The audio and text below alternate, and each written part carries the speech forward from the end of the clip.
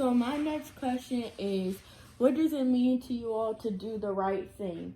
And do you believe that doing the right thing equates to what's right for the common good or what's right for the individual?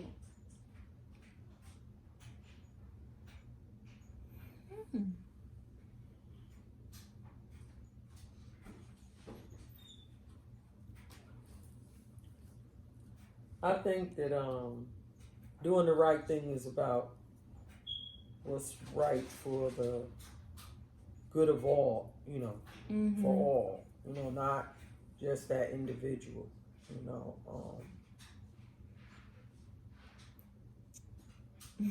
that's just my opinion. Because sometimes it could be difficult to, like, when there's a situation where you could either do what's good for you or do what's best for everybody else, and then you kind of have to put aside like your own I forget the word, it's not pride, but kind of like your pride or like what you want to do or your best interest. Right. You have to look past your own interest, and that's very hard, even for people that are selfless most of the time. Yes, I think that's one of the biggest issues in society today, and especially you can see that in our government now. It's like people who are supposed to be at our highest moral standards in politics, and everybody, they don't want to do the right thing. They want to do what's right for their party or their buddy. It's like doing the right thing is about doing the right thing for everybody, even when you're not getting the biggest slice of the pie, making sure everybody else gets a piece of the pie. Or right, like even when it's not benefiting. Yeah. Right. Personally, That's the thing. Yeah. And like you said, that is hard at times, Especially when the consequences start to become bigger and it affects you more. Right. It's easy to do the right thing when it isn't going to affect you in a negative way. But when it starts to affect you in a negative way, that's when people start having that conflict of interest. I want to do the right thing, but I also don't want to feel the negative consequences of me doing the right thing. It's almost like people who turn themselves into jail. Yeah. Or I want to do the right thing, but I don't want to be second, or I don't want to be third, or I don't want to be last. Because sometimes people, they want to do the right thing, but they want to be first, and doing the right thing might make them second or third in whatever they're trying to do. And so that's that conflict of interest. Yeah, and then too, also you think about doing the right things at times with your peers. So, sometimes if you do the right thing, your peers are looking at you like, peer pressure, yeah. Why are they, like you said, why are they turning themselves in? They were treated a certain kind of way, so they responded a certain way, and now they're turning themselves in, so. Yeah.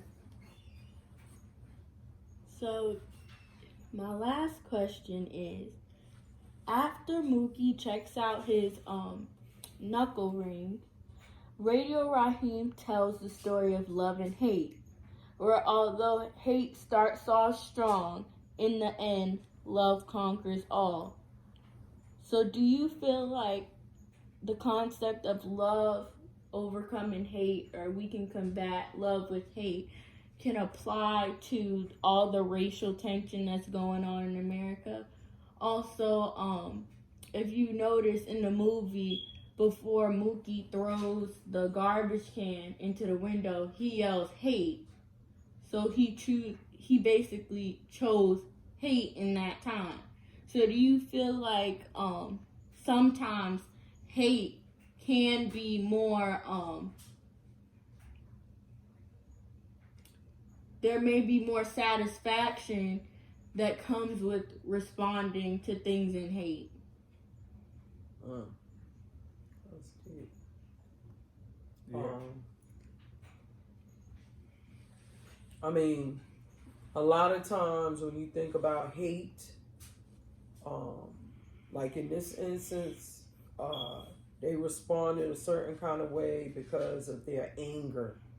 You know, they allowed their anger to overpower their thought process. Mm-hmm. So it's like Radio Raheem is dead, and they felt like he's dead because of the situation. So it's like, I can't love these people right now. Mm-hmm. I don't see no love in this. You know, so I feel like, you know, sometimes because of your anger, it will cause you to hate. Mm. You know, even though love, you know, love makes everything better. Mm-hmm. You know, there's a different outcome, you know, when love comes into play in any situation, you know. But when you're so angry, you don't even think about, you know, love at all. Do you think that also applies to how people react to like the racial tension and things that happen in the media, as far as like Black people being basically abused by this country? Definitely. Mm-hmm. Definitely. I mean, when you see our young Black men being gunned down by police, or people taking